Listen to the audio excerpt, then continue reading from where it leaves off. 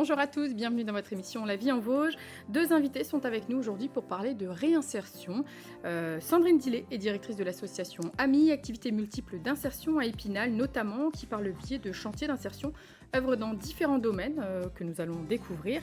À ses côtés, Étienne Bachelard, qui est chargé de développement à l'association Abri, qui possède deux pôles, celui de l'hébergement et celui de la réinsertion sociale.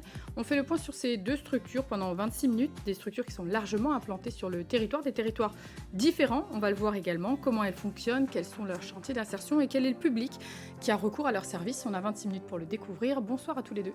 Bonsoir. Merci d'être avec nous sur le plateau. Alors on va partir d'un constat, un constat actuel. Aujourd'hui, est-ce que le nombre de personnes bénéficiant de chantiers d'insertion, si on peut dire ça comme ça, est-ce que c'est un nombre qui est en hausse? Est-ce que c'est un nombre qui est constant depuis quelques années, Sandrine, à l'AMI? Alors, c'est un nombre qui est quand même assez constant depuis plusieurs années, mais en tout cas, les candidatures sont un petit peu plus nombreuses. D'accord. Du côté de l'Abri? Eh ben, on est aussi quand même sur une évolution à la hausse. Là, à l'heure actuelle, on a autant de personnes qui sont passées chez nous dans nos chantiers que l'an passé, en 12 mois. Donc, on va dire qu'il y en a plus. Voilà, on est plutôt à la hausse quand même, vu le délai. Alors, il s'agit de chantiers d'insertion avec un double objectif toujours. On est sur une réinsertion à la fois sociale et à la fois professionnelle. C'est vraiment des objectifs qui sont primordiaux, j'ai envie de dire, dans vos structures, Étienne. Oui, tout à fait. Ils ont le cœur historique, la réinsertion sociale et professionnelle de ces personnes éloignées de l'emploi, qui sont pour plus de 50% d'entre elles avant de venir au RSA, par exemple. Et il y a des professionnels qui les accompagnent au quotidien sur un parcours, qui ont des formations d'assistante sociale, de psychologue du travail, et qui permettent justement d'avancer sur ces démarches-là, de les mettre en lien avec les professionnels, pour ensuite les remettre dans le marché du travail et aussi dans ce lien avec la société. Tout simplement, oui. Est-ce que ce sont davantage des jeunes qui ne parviennent pas à trouver un emploi, ou est-ce que ce sont déjà des personnes qui ont eu un emploi par le passé et qui galèrent aujourd'hui à retrouver un emploi? Sandrine, quel est le constat que vous faites, vous, du côté de l'AMI? Alors, les profils sont assez partagés. Je pense que c'est important de rappeler que le candidat doit répondre à des critères d'éligibilité, en fait, pour pouvoir bénéficier d'un CDDI en chantier d'insertion. C'est ce qui fait qu'un jeune sortant de l'école qui ne trouve pas de travail ne peut pas forcément candidater chez nous. C'est une insertion professionnelle, socio-professionnelle, en fait, c'est-à-dire qu'on va travailler tous ces freins dits sociaux qui peuvent être périphériques et qui peuvent empêcher un retour à l'emploi classique pour aboutir à une sortie en emploi ou en formation. Donc, voilà, on n'est pas sur des très jeunes, forcément, par rapport à ces critères-là que vous avez. Alors, plus qu'avant. C'est vrai qu'on a quand même plus de jeunes, plus de moins de 26 ans. On a une grande majorité, comme l'a dit Étienne, de bénéficiaires de minima sociaux ou de bénéficiaires de RSA, et des personnes de plus de 50 ans également. On a aussi des personnes qui ont un accident de parcours avec des licenciements économiques, par exemple, qui ont travaillé longtemps dans la même entreprise et qui sont un petit peu perdus aussi dans ces démarches de recherche de travail. Donc on guide et qu'on accompagne dans ce sens. Il y a aussi cette notion d'accompagnement qui est très présente et qu'il faut souligner, je pense. C'est des personnes qui peuvent des fois être un petit peu perdues, un petit peu désorientées par une perte d'emploi ou autre, un accident de parcours, vous le disiez. On sent vraiment ce besoin d'accompagnement qui est très fort, Étienne, j'imagine, auprès des bénéficiaires. C'est un besoin, et en tout cas c'est aussi ce qui fait notre force, parce que les dispositifs sont multiples et c'est pas forcément facile de s'y retrouver. Donc on leur propose en fait d'avoir un pied dans le monde du travail, de reprendre ses savoir-faire, ses savoir-être, et ensuite c'est un tremplin pour poursuivre leur aventure dans d'autres entreprises. Et nous on fait ce suivi-là aussi auprès des entreprises quand ils sont en emploi, le lien avec l'employeur, le salarié, pour faire cette posture de médiateur finalement et de résoudre les petits problèmes pour que l'aventure soit une belle histoire. D'accord. L'AMI, Sandrine, 1986, la création? C'est ça. À l'origine, expliquez-nous comment ça s'est passé. Alors à l'origine, en 82, tout d'abord, c'était un constat d'un besoin d'hébergement pour des personnes qui sortaient de prison. Réponse qui a été apportée par l'association Le Renouveau. Et puis en 86, très rapidement, le constat et la nécessité en fait d'occuper aussi les personnes en journée.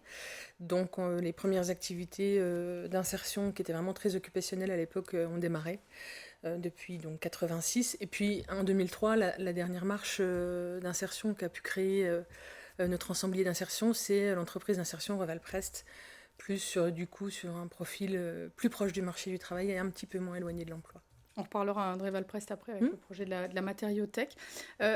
Étienne, l'abri, finalement, il y a des similitudes, hein. Alors déjà forcément sur la manière de travailler, mais aussi sur cette création, donc 1977, hein, pour Tout à le fait. coup, aussi autour de l'hébergement. C'est autour de l'hébergement à Remiremont de premiers sans-abri qui étaient présents, qui étaient en errance. Et donc des personnes ont souhaité leur donner un abri qui était à côté du presbytère. Et ensuite, il y a eu de nouvelles personnes à la rue.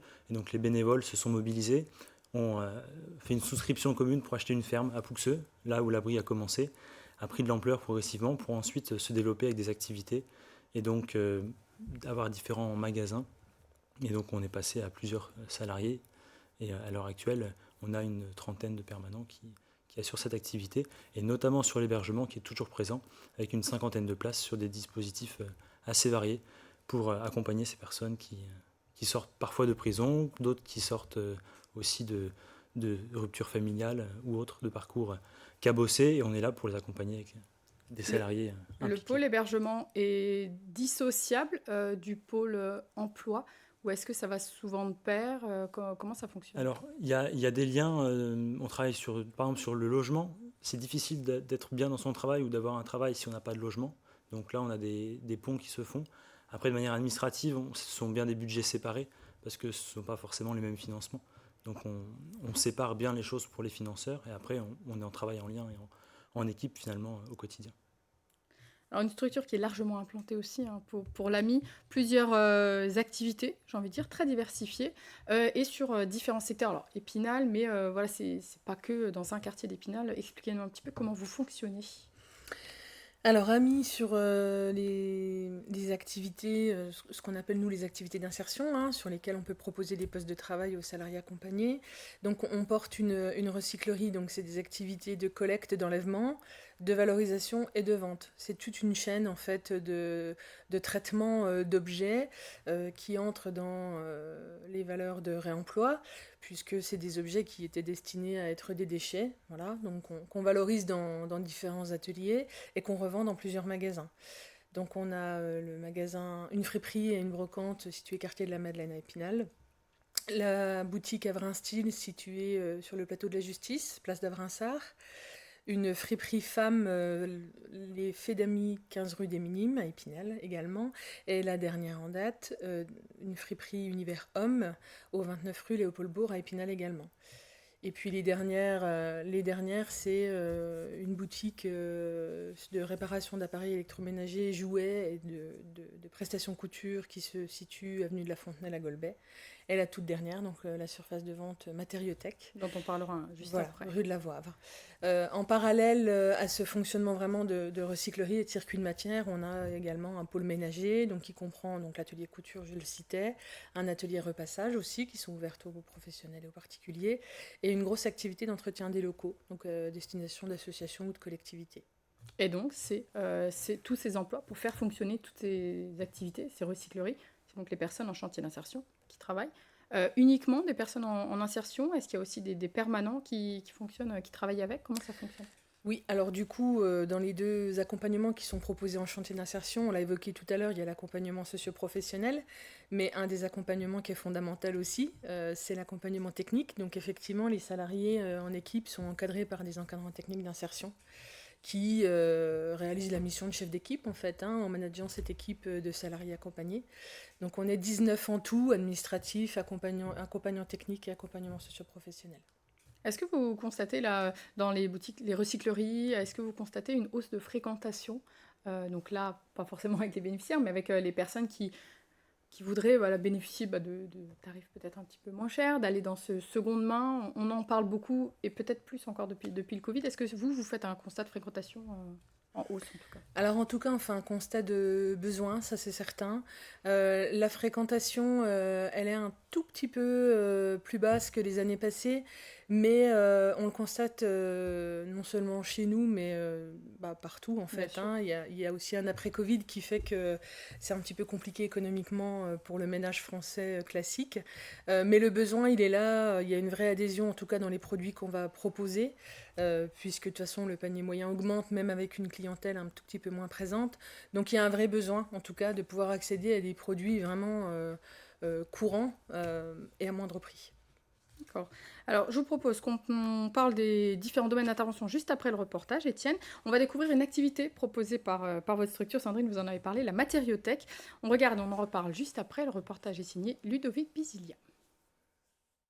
À l'ouverture, on avait déjà à peu près une dizaine de clients qui étaient là à attendre de pouvoir pénétrer dans la surface et ça fonctionne bien, donc on est plutôt content. Premier jour de vente samedi dernier à la matériothèque d'Épinal. Dans cet entrepôt de la zone de la Voivre, des éviers, toilettes, radiateurs ou encore meubles issus du récent chantier de déconstruction de la maternité privée L'Arc-en-Ciel. Je refais un bâtiment agricole, donc c'est pour aménager le bureau, les literies. Les portes, il n'y avait déjà pas photo. C'était 35 € la porte en costaud, donc dans le commerce, je ne sais pas combien que ça vaut, mais c'est beaucoup plus.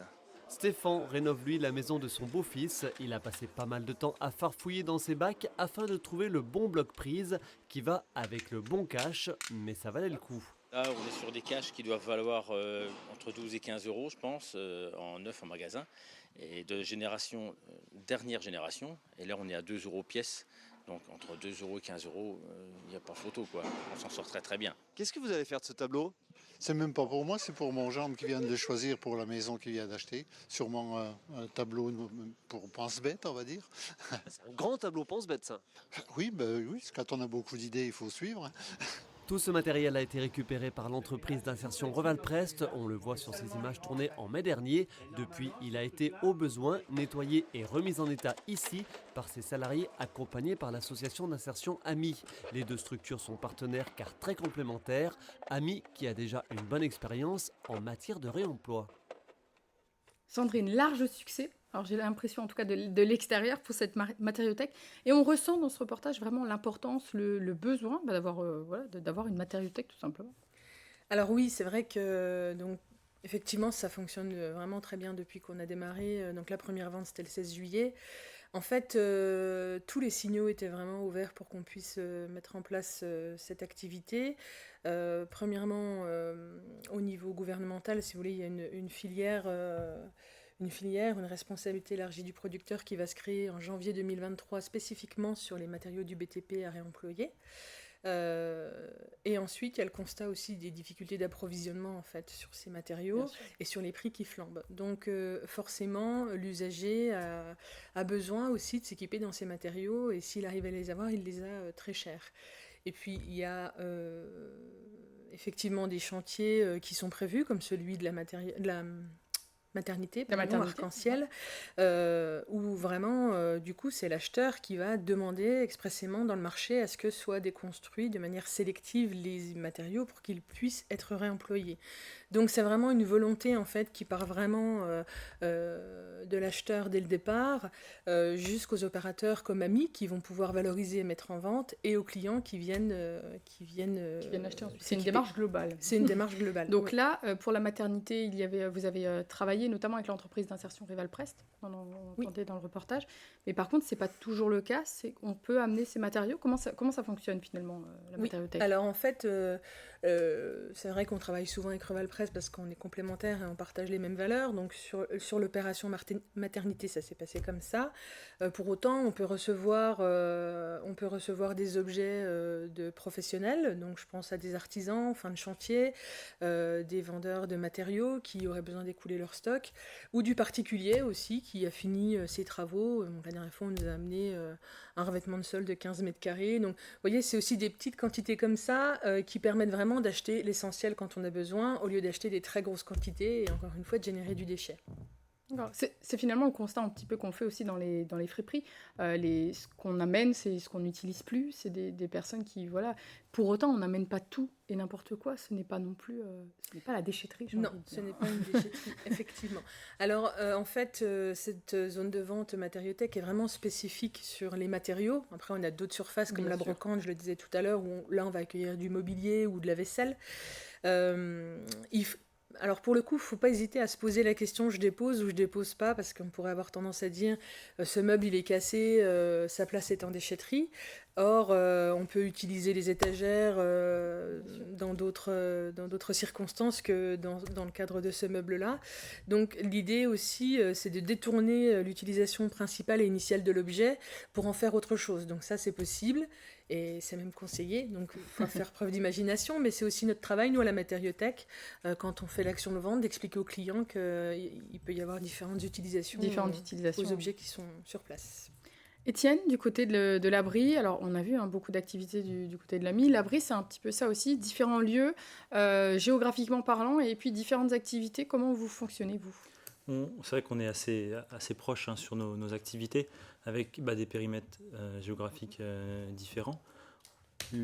L'abri, c'était sur Remiremont à la base, et puis ensuite l'ensemble de son bassin de vie. C'est-à-dire que progressivement, on s'est étendu. On peut aller jusqu'à Pouxeux, on va dire. Et puis ensuite, on va remonter progressivement sur les Hauts-de-Vosges. Et on est présent depuis maintenant plus de 4 ans sur Gérardmer, avec un magasin là-bas qui accueille aussi des dons de particuliers, mais aussi sur Cornimont, donc sur la vallée de la Moselotte. Et donc, en tout cas, on parlait d'activité tout à l'heure. On voit que on s'en est bien implanté, les gens nous connaissent, les gens reviennent. Et c'est pour ça qu'on va aussi ouvrir très prochainement une recyclerie sur le Val d'Ajol.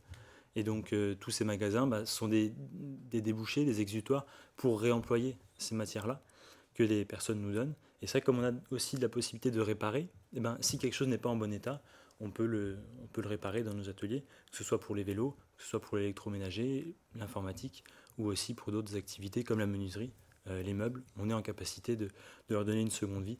Tout comme on peut donner une deuxième chance aux salariés qui passent par chez nous. C'est la même démarche. Il y a un label Emmaüs aussi à l'abri. Comment ça fonctionne ? C'est quoi le principe ? Alors le principe, label Emmaüs, c'est une place de marché, c'est une marketplace comme peut être le Bon Coin, par exemple, ou des vendeurs solidaires, ça peut être des comités Emmaüs ou aussi des structures comme les nôtres, sont présentes.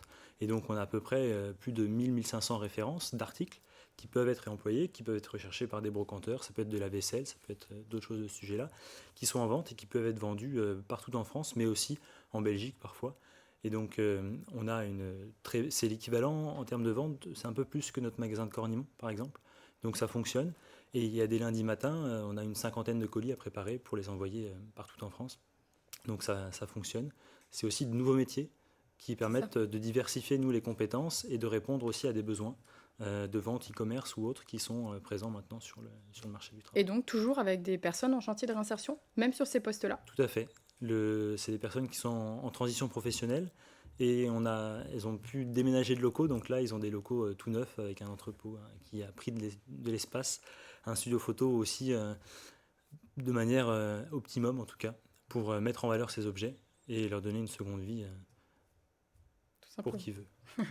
Est-ce que vous faites un constat de fréquentation différent en fonction des communes où vous êtes implantés dans les recycleries ? Est-ce qu'il y a des lieux où on est plus déjà dans cette démarche de seconde main, d'aller vers aider aussi quelque part ces sociétés, ces structures de réinsertion ? Est-ce que vous le remarquez ? Alors la fréquentation n'est pas la même parce que historiquement, notre site de la braderie à Saint-Étienne-les-Remiremont est vraiment très connu. Et puis ensuite, l'implantation sur les Hautes-Vallées, on va dire qu'on peut avoir peut-être des personnes un peu plus qui ont des meublés de tourisme, par exemple, qui veulent meubler des locations, mais aussi on a un certain nombre de vacanciers. Ce qui fait que le mois d'août, sur certains sites, peut être très profitable. La rentrée de septembre, ça va être plus sur Saint-Étienne. Et après, on touche tout type de personnes. Il y a évidemment les personnes qui ont peut-être des faibles ressources et donc qui vont pouvoir acheter des choses à bas prix. Mais le réemploi, c'est pas seulement pour ceux qui n'ont pas de moyens. Ça, ouais. Donc on va aussi dénicher des choses, des meubles qui ont du caractère, qui ont un cachet, et donc attirer des personnes qui vont dénicher des trouvailles, des brocanteurs, des antiquaires. Et puis il y a aussi toute cette sensibilité plus environnementale, écologique. Et là, on voit que le public se rajeunit. On a beaucoup de jeunes qui fréquentent nos magasins. Et cette nouvelle génération qui est sensibilisée qui peut-être est plus sensible, aussi. Effectivement. On en avait parlé, Sandrine, à l'occasion de la rentrée scolaire, quand vous aviez proposé un rayon fourniture scolaire, où on était venu vous voir, et il y avait des jeunes justement qui étaient là, dans un souci plus environnemental que financier finalement. Et je pense, est-ce qu'on retrouve de plus en plus ces personnes aussi à l'AMI qui ont plus cette envie de réutiliser plutôt que de jeter, plutôt que l'aspect financier finalement. Alors oui, franchement, je partage complètement le constat d'Étienne. cette nouvelle génération, elle va vraiment faire avancer les pratiques, faire évoluer nos pratiques en fait en termes de réemploi. Et c'est très très bien parce que du coup, il y a encore énormément de choses à faire. On en fait déjà pas mal, mais il y a encore beaucoup de choses à faire. Alors, on ne se cache pas, les clients ne se cachent pas que économiquement, c'est Bien aussi sûr, très oui. très intéressant. Mais il y a vraiment ce côté, mais c'est tellement dommage de ne pas Oui. utiliser ce qui existe déjà. Les jeunes, notamment en friperie, nous on constate que ça marche vraiment beaucoup. Alors là, c'est un peu plus effectivement économique, parce que les étudiants avec une bourse et un portefeuille assez limité ont très rapidement compris qu'en friperie, c'était quand même Plus très avantageux, intéressant plus- pour boucler l'ensemble. Donc je partage complètement. Alors, on est bientôt à la fin de notre émission, il nous reste 5 minutes. Je vous propose que, avant qu'on se quitte et qu'on termine avec 2-3 questions, on passe au quiz. C'est l'heure de la vie en Vosges, le quiz.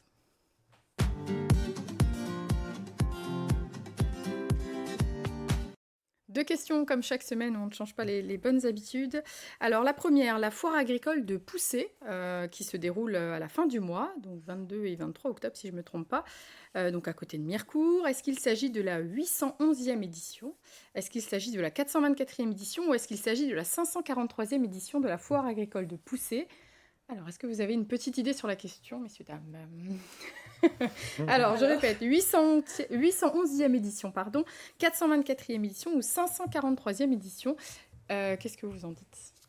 Ça fait longtemps, en tout cas, c'est tout ce que je peux vous dire. Ça, je suis d'accord, je dirais la 543e. Alors, 543, tous les deux Également. mais... Eh ben non, désolé. Vous aviez une chance sur 3. Donc, elle aura bien lieu les 22 et 23 octobre. Il faut savoir que chaque année, elle rassemble près de 120 000 visiteurs sur 2 jours, la foire de Poussey. Il s'agira cette année de la 424e édition. C'est la deuxième foire la plus ancienne de France.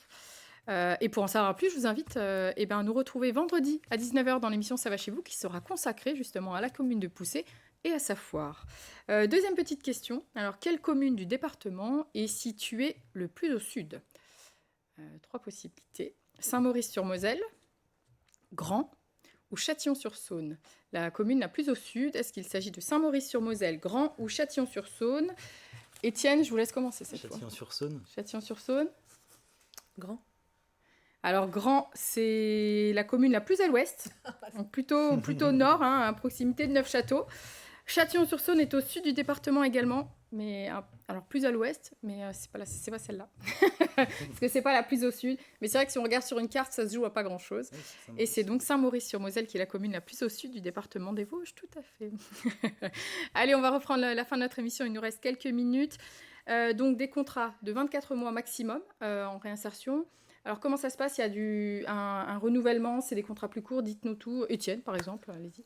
Eh ben, alors 24 mois, c'est l'agrément maximum que nous donne l'État pour financer, ils ont compensé, on va dire, pour nous aider dans cette démarche-là. Mais les personnes restent probablement moins de temps. Et nous, on se rend compte d'année en année qu'ils passent de moins en moins de temps chez nous parce qu'ils trouvent un emploi plus rapidement. Ce qui est plutôt positif. Donc il s'est passé de 18 mois il y a 2 ans, maintenant c'était 15 mois l'an passé, et là on est à 13 mois et demi, le parcours moyen.